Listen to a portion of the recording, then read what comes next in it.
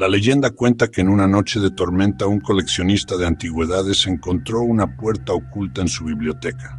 Detrás, en una habitación olvidada por el tiempo, había un solo objeto sobre un pedestal de terciopelo carmesí, un libro. No era grande ni ostentoso, pero el aire a su alrededor era gélido, cargado de una quietud antinatural. Al tocar su cubierta de cuero sintió una vibración, un pulso débil y antiguo. Abrió sus páginas y un susurro llenó el silencio, un sonido que no entró por sus oídos, sino que floreció directamente en el centro de su mente. No era una voz, sino la sensación de una presencia vasta y malevolente que lo observaba desde el otro lado del papel. Cerró el libro de golpe, pero ya era tarde. La puerta que había abierto no era la de la habitación, sino otra, una que nunca podría volver a cerrar. Hay libros que son meramente tinta y papel, objetos inertes que descansan en estanterías acumulando polvo y olvido. Son los guardianes silenciosos de historias pasadas, de ideas que una vez ardieron con fuerza y ahora son solo cenizas frías. Pero existen otros, tomos oscuros, encuadernados en cuero antiguo y susurros de lo prohibido. Estos no son objetos, son conductos. Prisiones, libros cuyas páginas no solo contienen palabras, sino ecos de realidades que la mente apenas puede concebir. Su tinta no es solo pigmento, es la sangre de ideas peligrosas, la esencia destilada de pesadillas. Cada palabra es un ladrillo en la pared de una celda, y cada ilustración una ventana a la locura que contiene. Leerlos no es un acto pasivo, es invitar a lo que sea que esté atrapado dentro a mirar hacia afuera, a fijar su atención en ti. Y algunos de ellos, los más peligrosos, no se conforman con ser leídos, exigen ser creídos. El diccionario infernal es uno de ellos. Para entender el libro, primero debemos entender al hombre que lo desató en el mundo, Jacques-Auguste Simon Colin de Plancy. Nacido en 1793 en una Francia convulsionada, no solo por la revolución, sino por una guerra total contra el pasado. La guillotina había decapitado a un rey y a una era, y con ellos a la certeza de un universo ordenado por Dios. En su lugar, la Ilustración ofrecía la razón como un nuevo y frágil Dios.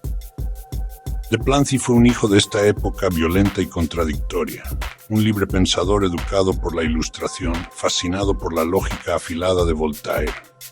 En su juventud, fue un crítico feroz de la superstición y de la Iglesia, viendo en ellas las cadenas oxidadas de un mundo antiguo que debía ser demolido.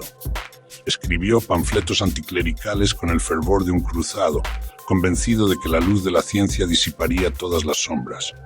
Sin embargo, una extraña y perturbadora fascinación por lo oculto latía bajo su superficie escéptica. Quizás en el caos de su tiempo, donde los hombres cometían actos monstruosos en nombre de la virtud, la idea de demonios y fuerzas sobrenaturales no parecía tan descabellada. Era una semilla oscura que pronto germinaría, alimentada por la misma oscuridad que pretendía exponer. Fue en 1818 cuando esa semilla dio su fruto más infame. Con apenas 25 años, Colin de Plancy publicó la primera edición del Dictionnaire infernal.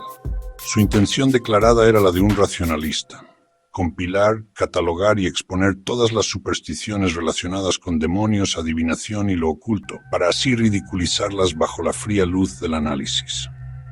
Era un acto de suprema arrogancia intelectual, crear un bestiario del infierno no para advertir sino para burlarse, para encerrar el terror en el orden alfabético. Pero el universo tiene un sentido de la ironía cruel. El libro se convirtió en un éxito inmediato, pero no entre los escépticos que compartían su visión. Su audiencia fue otra.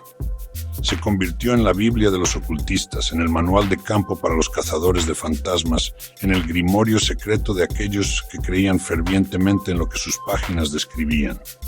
De Plancy les había dado un lenguaje, una jerarquía, un catálogo de los habitantes de la noche. Sin quererlo, no había matado a los demonios. Les había dado un nombre, un rostro y una dirección. Y entonces algo empezó a cambiar en él. A lo largo de los años y las sucesivas ediciones, su escepticismo inicial se fue erosionando. Las largas noches investigando grimorios antiguos, leyendo testimonios de posesiones y pactos diabólicos, comenzaron a dejar su marca. ¿Fue la presión de su público que lo trataba como a un profeta? ¿O fue algo más? ¿Acaso los nombres que había escrito comenzaron a susurrarle desde las páginas? Se dice que el que lucha con monstruos debe tener cuidado de no convertirse en uno. Delancey no luchaba, solo catalogaba. Pero el abismo que tan metódicamente cartografió comenzó a devolverle la mirada. Se encontró perdido, como si el autor estuviera siendo arrastrado más y más profundamente en el laberinto que él mismo había construido. Lo que comenzó como una burla académica se transformó en una obsesión personal y aterradora. Las líneas entre el folclore y la realidad se desdibujaron hasta desaparecer. El punto de quiebre llegó en la década de 1840. En un giro que conmocionó a sus antiguos colegas librepensadores, el antiguo escéptico y crítico de la Iglesia se reconcilió con el catolicismo. No fue una conversión serena, sino el acto desesperado de un hombre que busca refugio. Se arrojó a los brazos de la fe, convirtiéndose en un devoto creyente, buscando en los rituales y oraciones de la Iglesia una protección contra las fuerzas que su propio libro había ayudado a popularizar. Y así, su obra magna, el Diccionario Infernal, fue reescrita una última vez en 1863. Esta vez con la ayuda del artista Louis Le Breton, cuyas ilustraciones darían a los demonios sus formas más icónicas y aterradoras. Pero ahora, el libro era diferente. Fue reescrito desde la perspectiva de un hombre que ya no dudaba de la existencia de los demonios, sino que los temía profundamente. El hombre que quiso construir un monumento a la razón terminó erigiendo un altar al terror. Dejó para la posteridad un libro que ya no era una crítica, sino una advertencia. Una guía de campo del infierno, escrita por un hombre que había mirado demasiado tiempo en la oscuridad y había sentido cómo la oscuridad le devolvía la mirada, dejando para la posteridad un libro que ya era una crítica, sino una advertencia aterradora.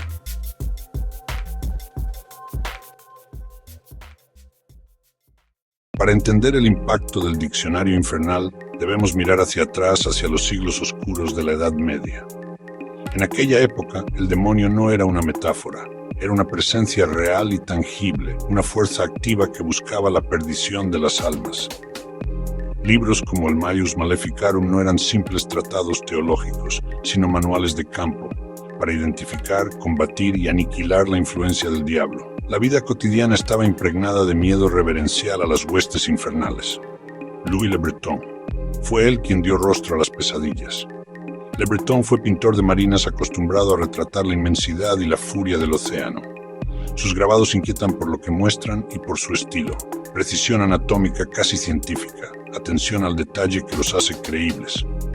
Pensemos en Buer, forma de estrella de 5 puntas, o una rueda, cabeza de león. Se sent to everything.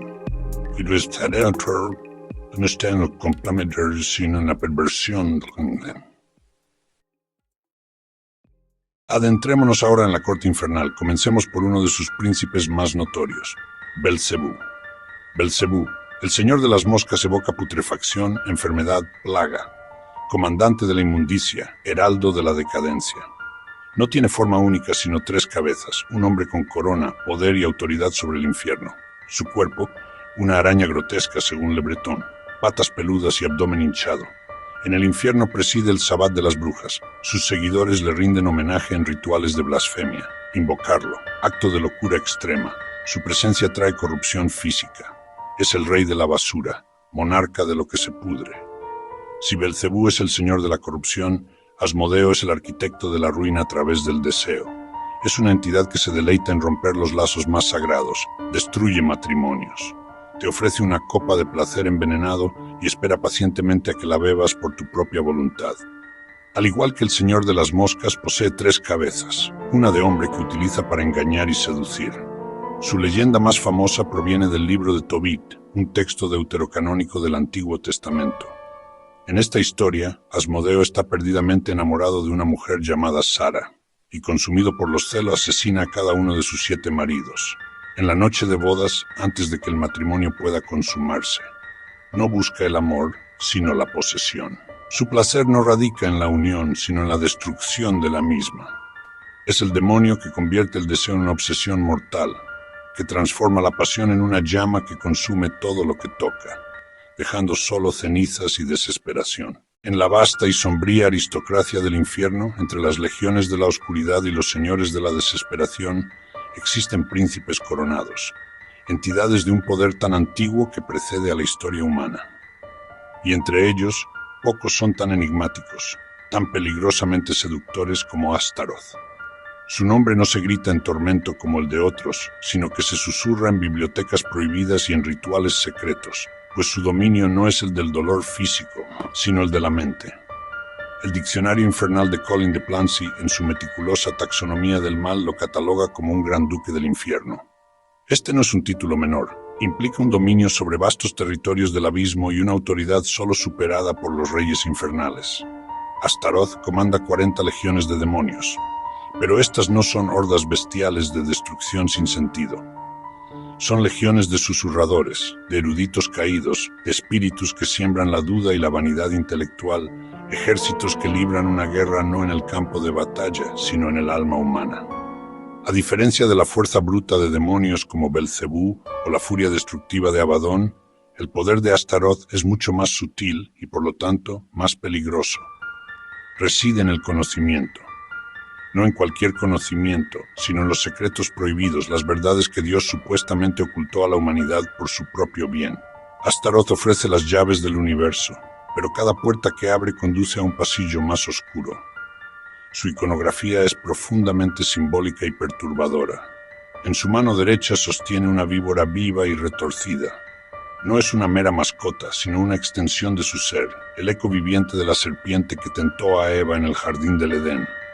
Es el símbolo del conocimiento que corrompe, de la promesa de divinidad que solo conduce a la caída. La víbora representa el pecado original, no como un acto de desobediencia, sino como el primer y fatal sorbo de una sabiduría para la que el hombre no estaba preparado.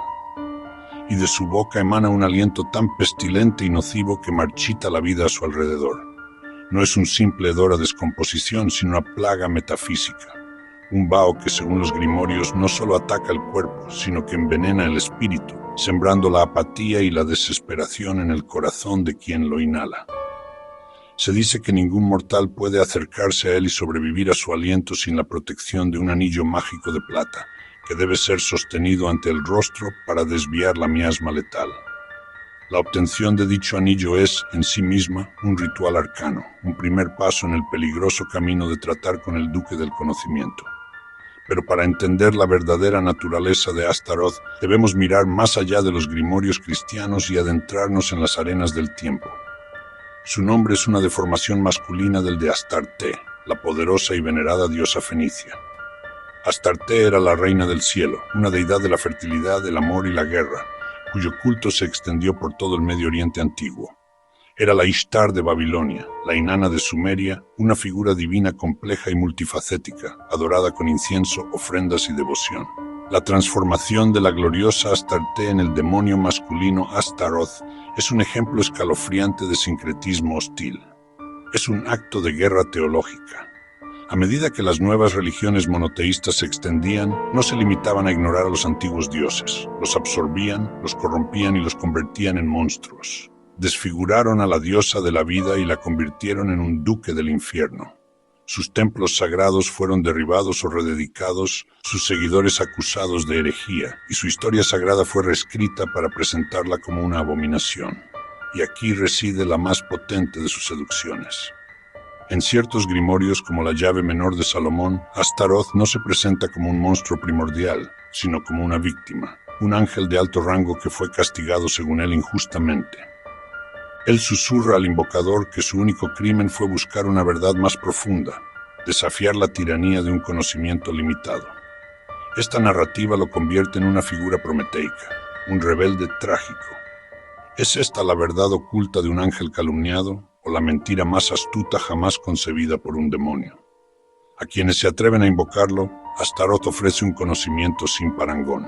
Puede revelar los secretos de la creación del mundo, no como está escrito en los textos sagrados, sino como realmente fue. Puede contar la verdadera historia de la caída de los ángeles desde su propia perspectiva, pintando a los rebeldes como mártires. Promete desvelar el destino de las almas después de la muerte, ofreciendo certeza donde solo hay fe. Sin embargo, este conocimiento es un veneno lento y dulce. El que lo bebe se siente primero iluminado, superior al resto de la humanidad ignorante. Esto es la vanidad intelectual, primer síntoma. Luego, armado con respuestas cósmicas, las preocupaciones mundanas parecen triviales. Esto conduce a la pereza, no una simple holgazanería, sino un profundo letargo espiritual. Finalmente, las verdades de Astaroth, como un ácido, comienzan a corroer los cimientos de la fe, la esperanza y el amor. La duda se convierte en la única certeza. Te da todas las respuestas del universo, pero a cambio te roba todas las razones para vivir en él. Te deja en un vasto cosmos, frío, mecánico y sin propósito, con una mente llena de secretos y un corazón completamente vacío. Es la trampa definitiva, la iluminación que conduce a la más profunda de las oscuridades. Y es este poder, el de Astaroth, y cientos de otros como él, el que fue meticulosamente catalogado por Colin de Plancy. El diccionario infernal trascendió rápidamente su propósito original, ya fuera este la sátira académica o una advertencia piadosa para los fieles. El libro se filtró más allá de los círculos teológicos y literarios. En las manos equivocadas, o quizás en las manos para las que estaba secretamente destinado desde el principio, se convirtió en algo infinitamente más peligroso. Dejó de ser una descripción del enemigo para convertirse en un manual de instrucciones, un grimorio práctico para el ocultista ceremonial. Porque el diccionario de Deplancy era un tesoro de nombres, sellos y jerarquías, un índice del abismo. Y en la magia ceremonial, conocer el verdadero nombre de una entidad es el primer y más crucial paso para invocarla. El libro no era solo un quién es quién del infierno, era una agenda de contactos. Figuras que cambiarían la faz del esoterismo moderno, como el infame Aleister Crowley, y las sociedades secretas como la Orden Hermética de la Golden Dawn, sin duda estudiaron el diccionario infernal. No lo leyeron como una advertencia, sino como un libro de texto. Vieron en sus páginas no una colección de supersticiones, sino un compendio de poderes esperando ser desatados. Para ellos, el libro se convirtió en una pieza fundamental del canon de la literatura esotérica occidental, una obra de referencia obligada junto a los antiguos grimorios y textos cabalísticos. Lo usaron para refinar sus rituales, para identificar las entidades que mejor se adaptaban a sus propósitos, ya fuera la adquisición de conocimiento, riqueza o poder. Y así, en la mayor de las ironías, el libro que un hombre escribió para arrastrar los demonios de la superstición a la luz de la razón, se convirtió en la piedra angular que permitió a la práctica ocultista moderna llamar a esos mismos demonios desde las sombras. La obra de Deplancy no cerró la puerta al infierno. Le dio a una nueva generación de magos la llave y el mapa para encontrarla. Un legado peligroso que perdura hasta nuestros días, susurrando desde las estanterías polvorientas, esperando al próximo lector lo suficientemente valiente o lo suficientemente necio para abrir sus páginas. Llegamos a un punto crucial en este descenso, un umbral que, una vez cruzado, altera el mapa de tu realidad para siempre. Antes de dar el siguiente paso, debo hacer una pausa, no como un guía, sino como un superviviente. Tómalo como el consejo sincero de alguien que ha mirado demasiado tiempo al abismo y ha sentido su mirada de vuelta. Alguien que sabe que el conocimiento prohibido no te hace más sabio, solo te hace estar más solo. La curiosidad es una puerta, sí, pero este tipo de curiosidad es una llave. Una llave que no solo abre cerraduras ajenas, sino que también abre algo dentro de ti. Y algunas puertas, una vez abiertas, no es que sean difíciles de cerrar. Es que el marco mismo de la puerta desaparece, dejándote expuesto para siempre. El primer peligro y el más íntimo es de naturaleza psicológica. Es un veneno que te administras a ti mismo, gota a gota, con cada página que lees. Al memorizar nombres, sigilos y atributos, no estás plantando simples semillas en tu subconsciente. Estás contaminando el pozo del que bebes. Estás reescribiendo el código fuente de tu propia mente con un lenguaje que no fue diseñado para los mortales. Estas semillas germinan en la oscuridad de tu sueño, pero no florecen como pesadillas recurrentes. Se convierten en lecciones. Sueños lúcidos y febriles donde te encuentras en arquitecturas imposibles, conversando con sombras que te explican la verdadera naturaleza del miedo. Despiertas no con alivio, sino con una nueva y terrible comprensión. De ahí nace la paranoia. Pero no es una simple sensación de ansiedad. Es la certeza lógica y aterradora de que ya no estás solo en tu propia cabeza. Es una hipervigilancia que te agota, que te obliga a analizarlo todo. Empiezas a ver patrones donde no los hay, a encontrar mensajes en el ruido blanco de la televisión. Interpretas cada sombra y cada crujido en la noche, no como una posibilidad, sino como una confirmación de que el velo se ha rasgado y algo te observa desde el otro lado. Tu propia mente se convierte en la primera casa encantada. Y luego, cuando tu mente ya es un terreno fértil para el terror, comienza el segundo peligro, el espiritual. Aquí es donde el juego cambia y dejas de ser el único jugador. Nombrar algo es ejercer poder, sí, pero también es un acto de sumisión. Es un llamado, una invitación formal enviada a través de las dimensiones. Olvida la imagen de un teléfono cósmico. Imagina que tu alma se convierte en un faro en medio de un océano oscuro e infinito, emitiendo una señal que dice: estoy aquí, estoy escuchando. Al principio puede que nadie conteste, pero la señal ya ha sido enviada, y en la inmensidad de esa oscuridad algo siempre está escuchando. La respuesta no será una voz al otro lado de la línea, será un cambio sutil en la atmósfera de Toitegen. Un frío que no tiene que ver con la temperatura. No hace falta ser un ocultista consumado ni realizar un ritual complejo. Una curiosidad obsesiva es suficiente. Tu enfoque, tu miedo, tu fascinación, todo eso es energía, es alimento.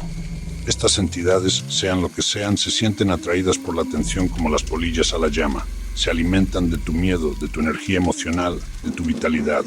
Te conviertes en una fuente de sustento. Las consecuencias se manifiestan gradualmente. Primero, una racha de mala suerte tan persistente que desafía la probabilidad.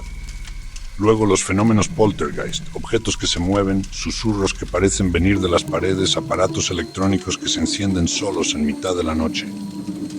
Finalmente, llega la opresión espiritual. No es tristeza, es un vacío, un peso constante sobre tu pecho que drena tu voluntad, alegría, tu capacidad de sentir amor o esperanza. Es el sentimiento de ser un huésped en tu propio cuerpo. El precio de satisfacer la curiosidad no es solo tu paz, es tu soberanía, tu cordura, tu alma. Piénsalo bien porque solo puedes pagarlo una vez. Y así hemos llegado al final de nuestro recorrido por los pasillos oscuros de la historia y la superstición. Pero el verdadero final, tu final, aún no está escrito. Imagina que está ahí sobre la mesa frente a ti, una copia del diccionario infernal. Puedes sentir el frío que emana de sus páginas incluso a distancia. El olor a polvo, a ozono y algo más. Algo antiguo y carnívoro. ¿Te atreverías? ¿Tendrías el valor o la locura de abrirlo y leer sus páginas una por una en la más completa y opresiva soledad de la medianoche? ¿Dejar que sus sigilos se quemen en tu retina? ¿De pronunciar los nombres en voz alta sintiendo las sílabas antinaturales vibrar en tu garganta? Lo que te detiene no es solo el miedo. Es la terrible posibilidad de que Belcebú, Asmodeo, Astaroth no sean meras creaciones de la imaginación humana para explicar el mal, sino nombres reales, designaciones precisas de entidades conscientes que existen en un plano adyacente al nuestro, un plano que no podemos ver, pero que a veces cuando bajamos la guardia, cuando nos obsesionamos, cuando susurramos sus nombres en la oscuridad, podemos sentir. Al final, la decisión siempre es tuya. La libertad de elegir es el mayor don y la más pesada carga de la humanidad. El diccionario infernal sigue existiendo, en bibliotecas olvidadas, en colecciones privadas, en archivos digitales oscuros, esperando en silencio a la próxima mente curiosa. Y te plantea una última pregunta, una que resuena no en la quietud de la noche, sino en el silencio de tu propia alma. ¿Crees que es solo un libro? ¿O es un espejo esperando a mostrarte lo que se esconde detrás de ti? Duerme bien esta noche. Intenta convencerte de que todo esto ha sido solo un cuento, si es que puedes.